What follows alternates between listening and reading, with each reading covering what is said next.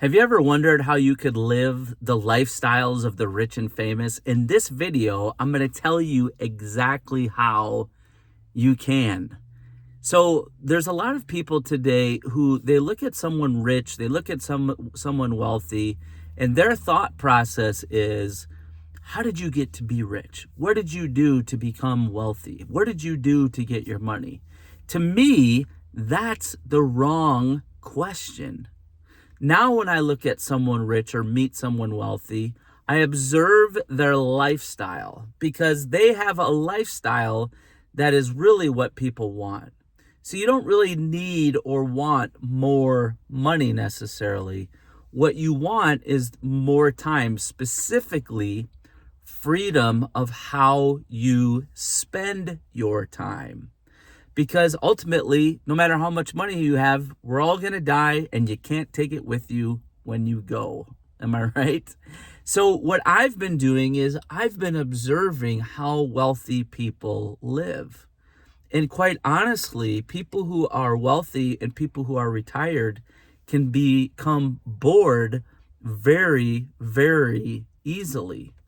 So you don't even necessarily want a blank check of time. What you and I want is to figure out, how do we live a meaningful life knowing how short it is? And so for me, one of the things that I'm trying to do is a couple things. One, pursuing the minimalist lifestyle. So I started researching the minimalist lifestyle a few years ago. And one of the things that I realized is, there's a quote out there by G.K. Chesterton who said this: there's two ways to get enough. One is to acquire more and more. Two is to be content with less. So the minimalist lifestyle is about being content with less.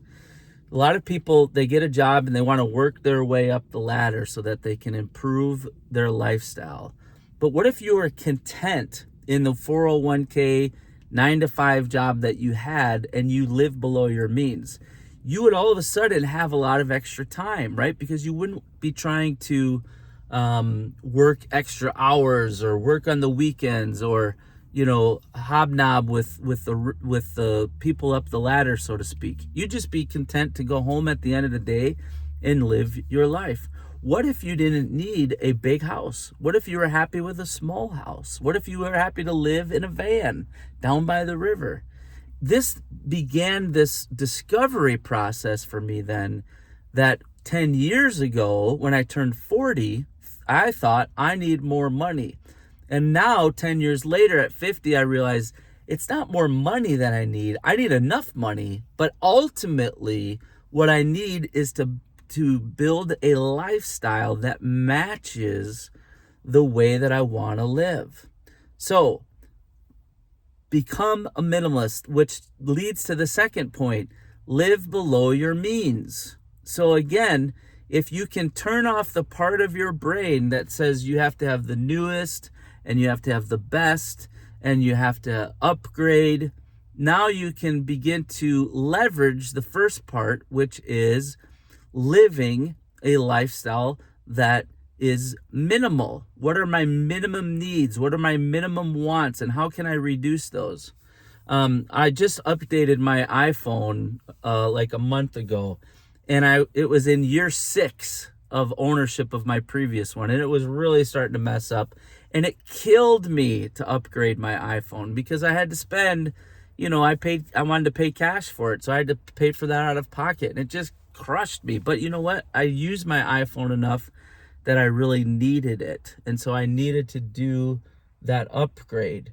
So become a minimalist, live below your means. And then number 3, identify what it is that you enjoy doing on the days when you can. What do I mean by that? For most people, it's Saturdays, right?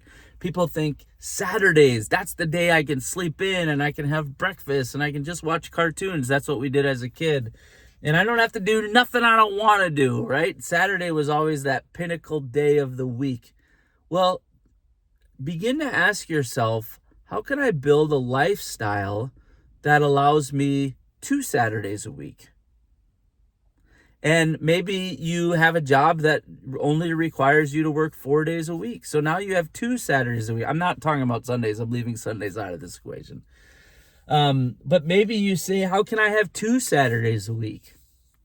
And so maybe you have a job that allows you to only work 4 days a week. If you watch like Dave Ramsey, one of the things that you'll notice is people are trapped because of debt. And people have debt because of bad decisions that they've made. Usually upgrading a car, upgrading a house, going to a college that they didn't need to, using their credit cards in unwise ways. So the opposite then is also true. So sometimes I'll watch Dave Ramsey, I'll watch calls that he takes, and I'll say, I want to do whatever is the opposite of what that person did to make those decisions. Because here's the reality. When you get to midlife, and let's say you have a little bit of money saved, maybe you have you've established a lifestyle that you're somewhat comfortable with, but you don't feel the need to upgrade. Well, now you can get a part-time job. One of the dream jobs that I would love to do eventually is I'd love to do RV sales. I wouldn't care if I made a sale. It wouldn't matter to me. I would just love the camaraderie of going to work. I'd love the camaraderie of showing people new RVs or vans or whatever the case may be. But the only way I could do that is if I was established enough financially to be able to now transition into that job. So the big thing really is live below your means. Become a minimalist. Ask yourself the question, do I need to buy that? One of the best exercises I've ever heard people say is, if you're going to make a big purchase, ask yourself, do I want to work the number of hours it would take to replace that money to buy that product? For me, most of the time it's nope. I don't want to. Again, I had to bite the bullet with a new iPhone. But anyways, these are just some thoughts I'm having today as I sit here on a Saturday and I try to decide, what do I want to do today with this day?